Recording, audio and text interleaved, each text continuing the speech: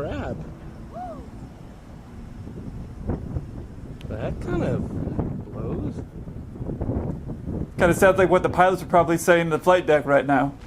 Viral Debrief, Episode 2, coming up. Hey 7-4 crew, welcome back. If you don't know me, my name's Kelsey. I'm a 747 pilot. My channel, 7-4 Gear, is all about aviation. After the original Viral Debrief, I had a lot of videos sent to my Instagram. So I want to thank you all for that. Some of those videos are going to be in this series. And if you have any videos that you want me to break down, just go ahead and send them to my Instagram. That's the easiest way right now for me to read them. But for now, let's get into it.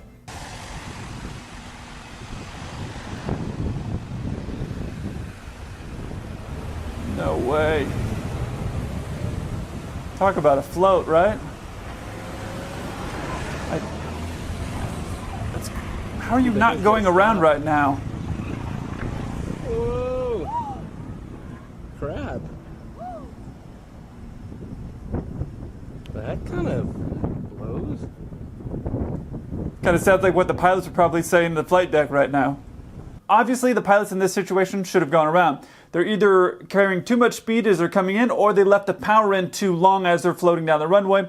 But they did do a great job maintaining the center line with the wind swirling, so that's a very positive thing that they did well. Also, I have never done this approach. I've seen it a bunch of times. I realize it's very steep. I've never tried it, but the new Microsoft Flight Sim game is coming out soon, and I will probably try that on the 747. I'm just kind of curious to see if I can do it or not, but anyway, this approach coming in is a very steep approach. It's not that easy to do, so I'm not being critical of these pilots, except for the fact that they went way too far down the runway and should have went up and tried it again. Here is the biggest issue. These markers right here on the runway are the 1,000-foot markers.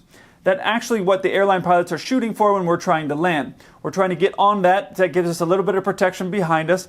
And this pilot actually lands on the 1,000-foot markers, but they're going the wrong direction. And seeing those, they would know they only have 1,000 feet left to stop, which isn't going to be enough room when you're going downhill and fast, which is what they're doing. And if you're wondering if they had their brakes on, notice these skid marks here? When I rewind this, you're gonna see they aren't there. So he's slamming on the brakes to try to get it to stop. He's just going way too fast.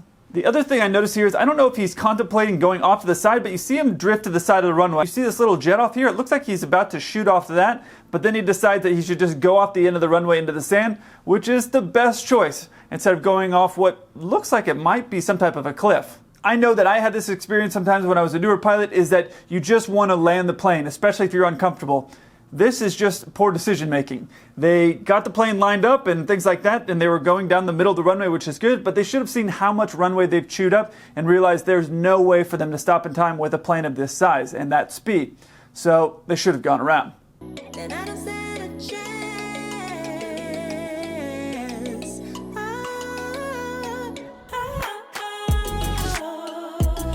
How fun would that be to do on one of your planes?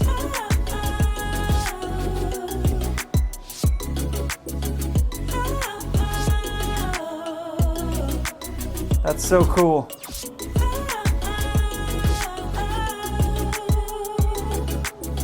I know that some of the upper management at the airline that I work for watch my channel sometime. So if you're watching this and you can figure out a way to safely attach rockets to a 747, I say next year I go to the air show with one of our planes, we attach some rockets on the plane, and we show the Blue Angels what's up. Genius!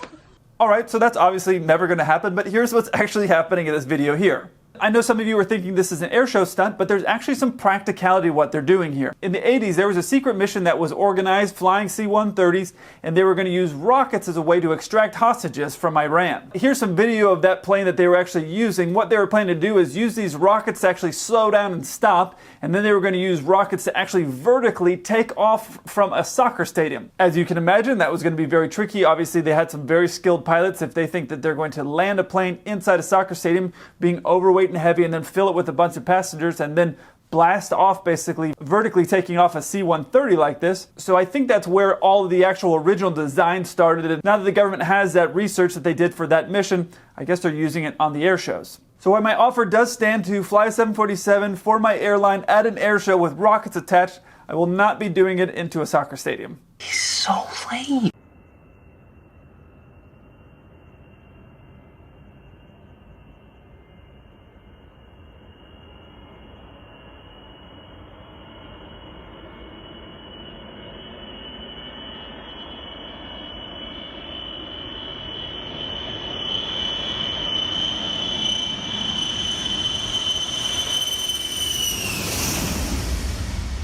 Oof, that is so close.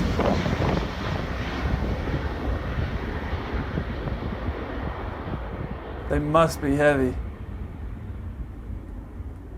If you ever go into long-haul flying or flying heavier jets like a 747 or a 777 or an A330, there will be times that you're going to use a lot of runway. However, you usually won't be going to the very end of the runway like these pilots do. They would barely clear the fence at a lot of airports. There are several possible causes for using this much runway, which is probably too much runway, but here's what I think is going on. I think they're overweight. The first thing I want you to note here is that it's a cargo plane. Note this big door here for freight to go in and out, and there's no windows for people to look out the window. So this is obviously a freighter. Next, you see how shallow the pitch angle is on rotation. The pilot clearly needs to get off the ground because they have no other choices, but it isn't climbing. So they need to get the plane off the ground so it can gain more speed so they can continue their climb. You see the pitch angle, even as they're continuing to fly, is very, very shallow. They're even blowing dirt on the ground below them a long way past where they've actually taken off. So my guess is that they're overweight. Airlines that haul freight get paid by the tonnage, by the weight that they're actually transporting. So in some countries, they will convince the pilots to take on more weight than the plane is actually supposed to take on. For obvious reasons, that's very dangerous. There's a lot of risk, and there are many accidents that have happened as a result of taking too much weight thinking the plane can do it. The reality is you could probably fly a plane that's overweight. That's happened, people have done it, people have gotten away with it. But if you ever do that and someone finds out that you did that, there's a good chance that you could lose your license. So doing something like that for the risk of your life and your license is usually not worth it. Oh yeah, someone had sent me this asking me how dangerous this actually was. Obviously, that's a rain cloud or a rain shower that's happening there, and it's obviously pretty intense. And I know sometimes people that watch these videos who are scared of flying see something like this and they wonder, how safe is this? Now, every plane has its own noise, so obviously I'm not sure exactly what the noise is for this particular plane, so I don't know what that noise exactly was.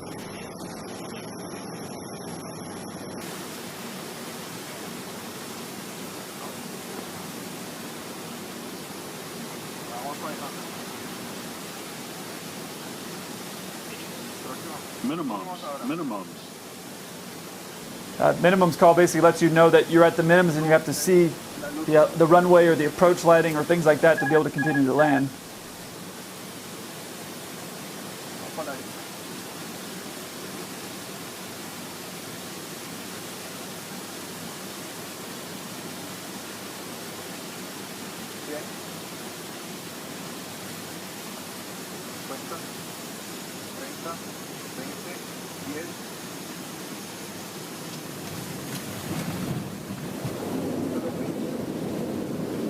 The real risk of this actual flight here isn't necessarily the rain. The planes are built and the engines are built to be able to fly through rain. That's not the problem. What the real risk is something called a microburst. A microburst is basically a bunch of air getting pushed down from the cloud. It's a bunch of air getting pushed down, and what it can do is it can push down so heavily that it can actually slam a plane into the ground. On modern aircraft, there's actually technology where the computer is processing all the different information that it's getting from outside. So to let the pilots know if they were encountering something like a microburst. With the crashes that happened in the 80s, they wanted to create a technology to prevent that from happening again in the future.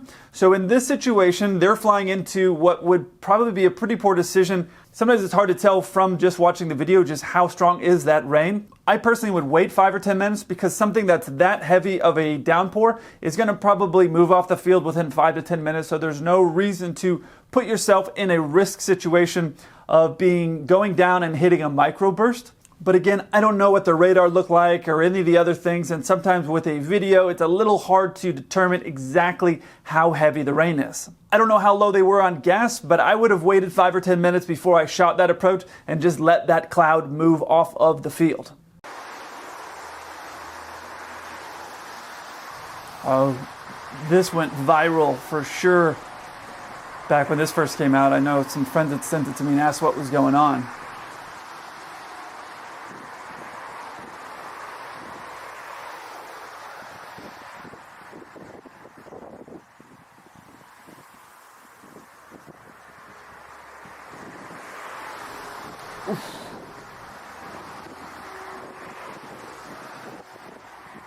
Man, if you're in the back of that plane, you are just getting rocked back there.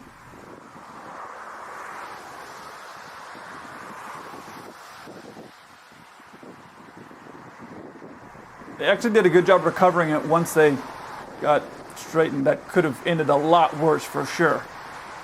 You can see here the plane isn't lined up with the runway, and that starts actually a little bit earlier. You can see the upwind wing here is up and the plane is getting pushed off the center line. One of the strange things about flying a jumbo jet is that when you're on the flight deck and you're flying in to land, you yourself are not supposed to be lined up with the runway. You're supposed to have your mains lined up with the runway. So in some cases, you actually feel like you're at the very far side of the runway, depending on how much your plane is at an angle as you're coming in to land. And that's something that you need to learn when you start flying large, heavy jets like this. You need to just think about overall the big picture, and you need to have your mains, the main tires, in the middle of the runway, which is often, if you're in a very heavy crab like this, is going to put you to the side of the runway. You see here on the nose wheel, it's lined up, which means the pilot is lining himself up with the center of the runway, which on a smaller plane works, but on a big plane like an A380, that's not going to work. And you can see the mains here off to the downwind side. Another issue you see is the pilot flares too early. You can see that initial flare right here. Typically on a larger jet, you want to get a flare in about 30 feet. Now it's possible the plane was starting to sink on them too fast with high winds. It can be a bit of a wrestling match to get planes onto the ground. On these larger planes, you have a countdown system, a cadence. It will go 50, 40, 30, 20, 10. If that cadence is going too fast, in some cases pilots will pull back a little bit, add some power, or do something to reduce that sink rate into the ground to prevent the plane from slamming. Has to be a very quick reaction though. You have to add power and pull it back, so it just gives a little burst of power, which changes from the plane sinking to going forward, so it decreases that descent rate into the ground and prevents your plane from bouncing. But it's very calculated. You have to be very smart about how fast and how much power you add and how fast you pull it back. It takes some practice to get good at it, but it'd be maybe what could be happening here. I'm not 100% sure because I can't see the flight deck video. All right, they flared too early and they're off their center line as they come into land. Naturally, you're trying to get the aircraft back on the center line. He drops his upwind wing down here to get the plane back on the center line. The problem is with the larger aircraft, you can't get momentum moving left and right too fast because momentum of this type of weight wants to keep going that direction. And with the flare too high, it causes the plane to bounce. So you have momentum going to the right, you have the plane bouncing, and look at the rudder here. It's out from when he kicked out to go straight. But now that the plane is up in the air again, it's going to help swing the tail around even more. So between the momentum, the rudder, and the wheels being off the ground, it causes the whole back of the plane to jump to the side. Now it's basically just a wrestling match to get it going back down the runway. You can see the pilots dancing on the rudder to get it from going back and forth because you have a lot of momentum that's moving around back there. Obviously everything is deployed, so they're not going to be able to do a go-around. Once they touch the ground like this, they're not going to be able to do a go-around. Whoever is flying is doing a good job now that it's on the ground to keep it from actually shooting off the side of the runway. Because with how much momentum that's going, there could have easily been an overcorrection from one side of the runway or the other, and that overcorrection would have thrown them into the grass. As someone who's had more than their fair share of bad landings, there's someone up here right now that's feeling very embarrassed. However, something very important to remember is that not many people can say they've disappointed 18 flight attendants at the exact same time. Speaking about disappointing flight attendants, if you haven't seen my series Cockpit Confessionals, I talk about all the crazy things that pilots and flight attendants do while on a layover. If you haven't seen that series, I'll put a link to it right here. I look forward to hearing from you. Until then, keep the blue side up.